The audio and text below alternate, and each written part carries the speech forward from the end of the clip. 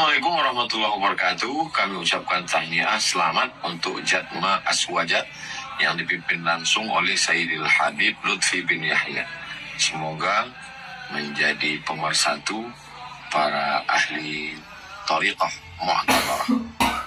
Mudah-mudahan menjadi sarana menyatu dalam zikir kepada Allah Subhanahu wa Ta'ala. Berkah selalu. Assalamualaikum warahmatullahi wabarakatuh. Saya Zulkifli Hasan, Menteri Koordinator Bidang Pangan Republik Indonesia, mengucapkan selamat dan sukses kepada Jatma Aswaja yang dipimpin langsung oleh Maulana Habib Lutfi bin Yahya sebagai wadah persaudaraan Thariqah Nusantara dan dunia yang senantiasa berperan dalam meneguhkan moderasi beragama serta mengawal Pancasila dan Negara Kesatuan Republik Indonesia. Salah satu dari hal-hal yang mungkin dikait-kaitkan dengan isu nasab, dengan pribumi versus Pahlawi entah oleh siapa, setidaknya di YouTube adalah munculnya Jatmas atau Jatma Aswaja setelah resmi Jatman itu ada pergantian Rois Alinya atau ketua tertingginya, yang sebelumnya Habib Lutfi menjadi Romo Kiai Haji Ahmad Halwani. Kita jangan mau diadu domba. Diadu oleh domba juga jangan mau. Diadu seperti domba juga jangan mau. Karena kita bukan domba, apalagi lebih bodoh dari domba sehingga diadu oleh domba gitu. Jangan. Semua narasi ini adalah benar. Yang pertama kita mulai dari narasinya, misalnya ya, walaupun saya tidak menemukan secara sore, tapi video itu hashtag atau judulnya itu kan diupload oleh YouTuber resmi ya, YouTube channel pribadi seorang kiai besar itu. Judulnya itu Warga NU, Thariqahnya ikut NU. Nah perhatikan, Jatman atau Jatma atau apapun, Patman atau apa, itu adalah organisasi Thariqah, bukan Thariqahnya, tapi organisasi Thariqahnya. Di mana di situ adalah berisi Thariqah yang muktabaroh. Ini kan kedua-duanya sama. Di Jatma kan sama. Jam'iyah Ahli Thariqah Al-Muktabaroh. Sama, mau yang Jatman atau yang Jatma Aswaja juga sama. Sama-sama Jam'iyah Ahli Thariqah atau Jam'iyatu Ahli Thariqah Al-Muktabaroh. Berarti ini kita pisah dulu, mana organisasinya, mana Thariqahnya. Dalam Jatma misalnya ada Thariqah Sadiliyah, ada Thariqah Tijaniyah, ada Thariqah Qadiriyah, ada Thariqah Syatoriyah. Dalam Jatmas atau Jatman ada juga. Ya berarti ketika kita ikut Thariqah itu, maka kita sama saja. Cuma kendaraannya lewat mana. Sementara yang diucapkan oleh Kiai Halwani ini adalah, Kiai Haji Halwani ini adalah, orang NU ikut Thariqahnya NU. Ya NU sendiri kan tidak punya Thariqah, Pak. Sejak kapan NU punya Thariqah? Thariqah NU itu sejak kapan? Maksudnya kan Thariqahnya orang-orang NU. Thariqahnya ulama-ulama NU. Thariqahnya ulama-ulama NU ya Thariqah yang muktabaroh.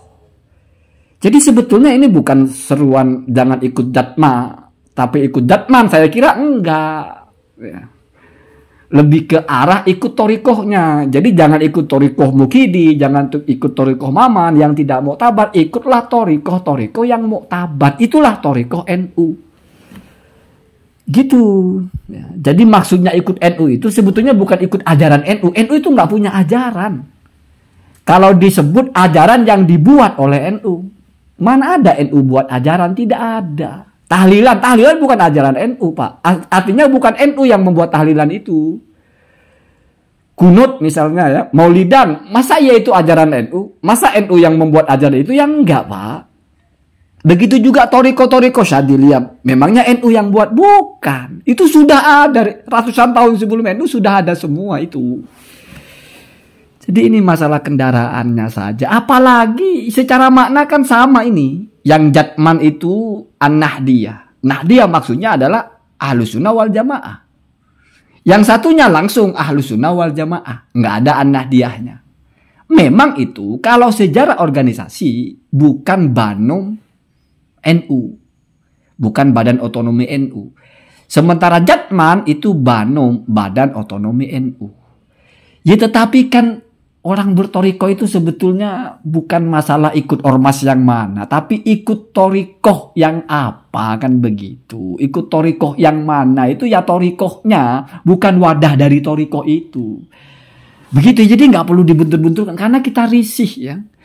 Mungkin ada kelompok-kelompok yang mau bentur-benturin ini. Wah, ini Balawi mau merampok Jatman. Nggak terima dilengserkan, terus buat Jatman lagi. Kalau yang begitu mah udah biasa narasi begitu-begitu ya.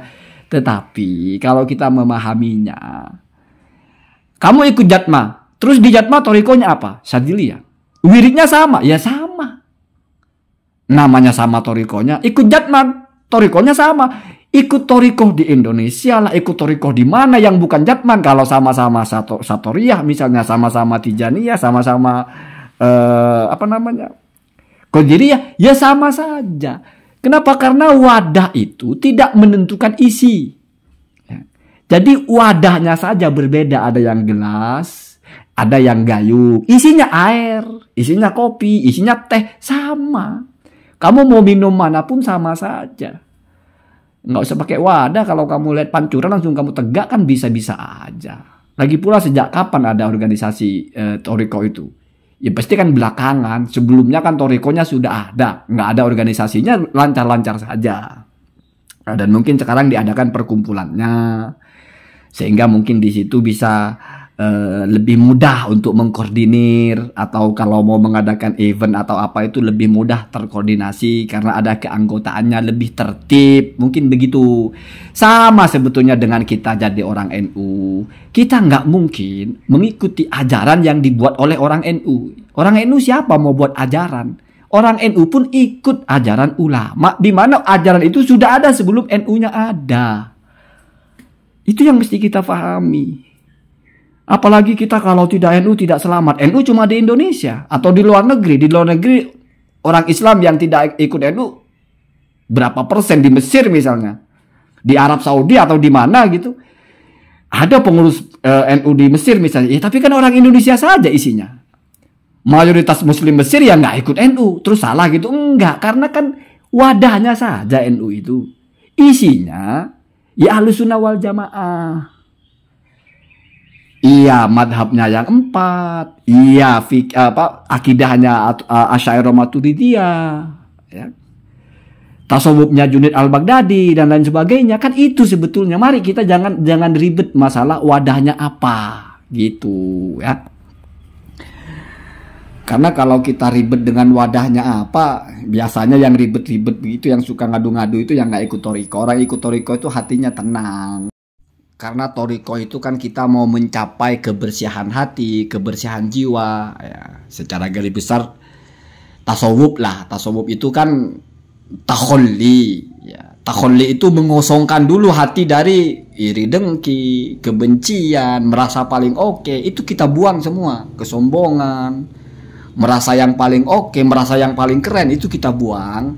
Lalu tahalli, kita masukkan sifat-sifat yang baik, rendah diri, takut berbuat dosa, selalu ikhlas dalam beribadah, ya.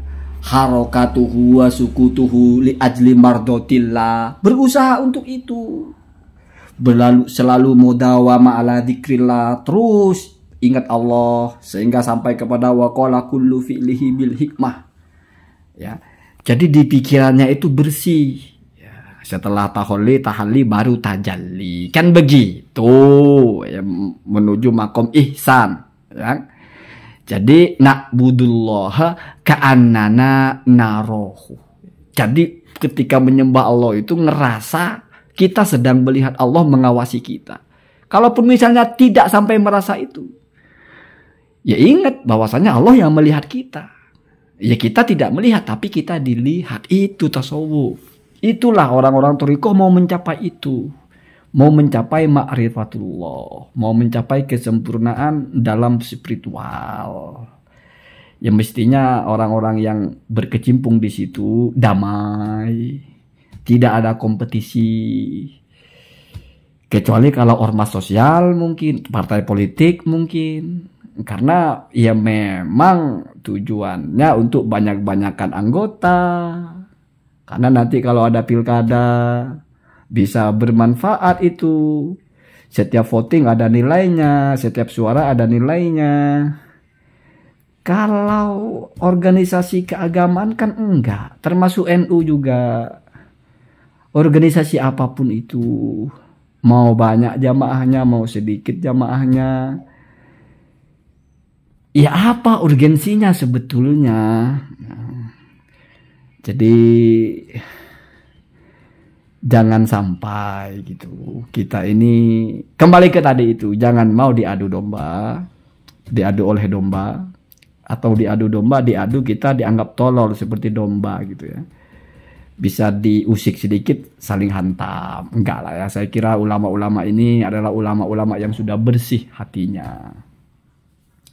Sudah enggak lagi rebutan jamaah. Ya kalau penceramah pemula rebutan jamaah wajar Pak. Sikut sana sikut sini karena pengajiannya sepi wajar ya. Sama dengan produk-produk yang masih baru itu biasanya berkoar luar biasa karena ingin dapat pasar. Karena itu simetris, semakin banyak jamaah, semakin banyak pembeli, semakin luas market, semakin tinggi profit. Tujuannya membuat itu untuk dapat profit setinggi-tingginya, sehingga menjadi fitrah adalah harus banyak pengikutnya. Organisasi keagamaan tujuannya kan ingin menertibkan kehidupan orang-orang. Alangkah luar biasanya kalau sebuah organisasi itu bisa mewarnai siapapun orang, terlepas dia mau masuk ke dalam ormasnya atau tidak. Kan luar biasa. Beda kalau agama. Kalau agama memang harus masuk ke dalam agama itu untuk selamat. Kalau ormas ya ada misalnya ulama-ulama besar sekarang itu yang tidak ikut NU ya juga ada Pak, ikut SI. Ulama yang santrinya ribuan bahkan puluhan ribu nggak terdaftar sebagai NU baik struktural, nggak masuk di NU acan-acan itu ya ada Pak. Malah aktif di SI ada, tapi amaliyahnya ya sama.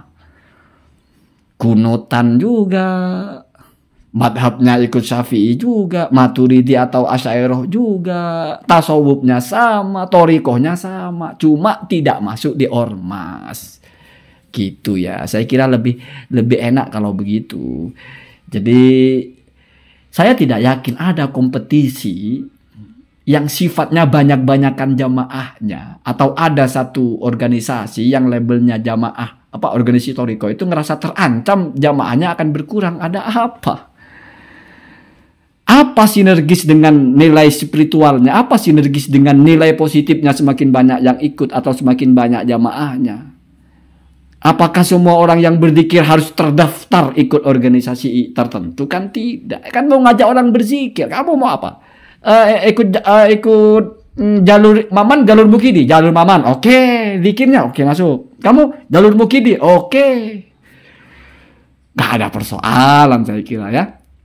Kalau ini dipersoalkan ya wallahu a'lam ya. Kalau saya pribadi belum mendengar narasi dari ulama Jatman yang mempersoalkan itu Jatma akan mengeruk jamaah Jatman.